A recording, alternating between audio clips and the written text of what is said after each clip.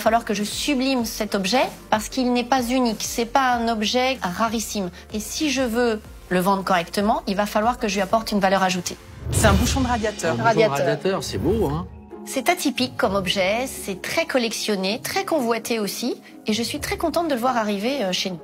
Je vais commencer à 30 €. 40. 80. 100. Le prix d'un objet comme ça, c'est, on va dire, raisonnablement dans les 250 €.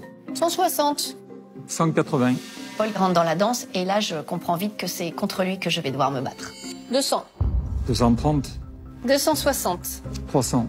C'est un jeu de tennis. Il tape, je retape. Quel est le fou qui va s'arrêter? J'en ai aucune idée. 460. 500. 520. Mais moi, je peux pas m'arrêter à ce niveau-là. Je suis partie trop loin. J'irai jusqu'au bout. 600. 620. 700.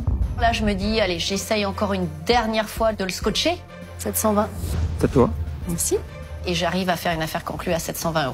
Je me dis tout de suite, il va falloir que je sublime cet objet parce qu'il n'est pas unique, c'est pas un objet rarissime. Et si je veux le vendre correctement, il va falloir que je lui apporte une valeur ajoutée. C'est non loin des bords de Seine, à Saint-Ouen, que notre Indien, quasi centenaire, a migré incognito dans un coffre-fort digne d'une diligence.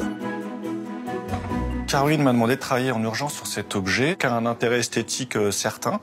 Pour le vendre, il lui faut vraiment un écrin intéressant. Nous allons faire plusieurs essais avec différentes textures que nous allons envoyer à Caroline pour qu'elle choisisse exactement ce qu'elle veut. Pour ce genre d'objet qui ont une faible valeur marchande, l'idée c'est de faire un socle qui sublime l'objet et qui accompagne l'objet dans son ensemble.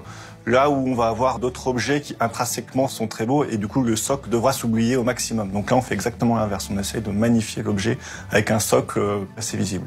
C'est très beau, mais j'aimerais quelque chose de plus moderne. Ok.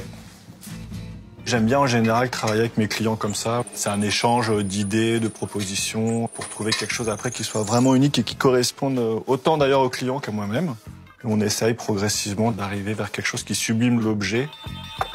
Donc là, je vais introduire une petite tige en laiton fileté pour pouvoir solidariser la tête de l'Indien avec le support. Voilà. Ça me paraît pas mal, c'est intéressant. Il y a un beau contraste entre le noir, le doré et l'argent. Bon, je vais lui envoyer en photo, on va voir si ça lui plaît. Un message de Caroline, mon père veut quelque chose de plus luxueux et plus minimaliste. Je pense qu'on peut trouver quelque chose dans cet esprit avec plutôt du plexiglas. Le plexi, c'est un matériau assez fragile, donc il faut vraiment faire attention à chaque mouvement pour pas qu'il y ait de rayures. Donc là, on va juste faire un petit trait de maqueur au centre. Donc là, pour solidariser le bloc en plexi sur la base en plexi, je vais pas faire un collage, mais on va utiliser la technique de l'assemblage avec un axe en inox.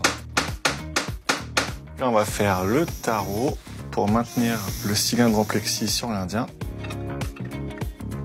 Nous allons mettre un peu de patine, ça va permettre de vieillir la vis, comme ça on aura l'impression que ça fait partie de l'objet.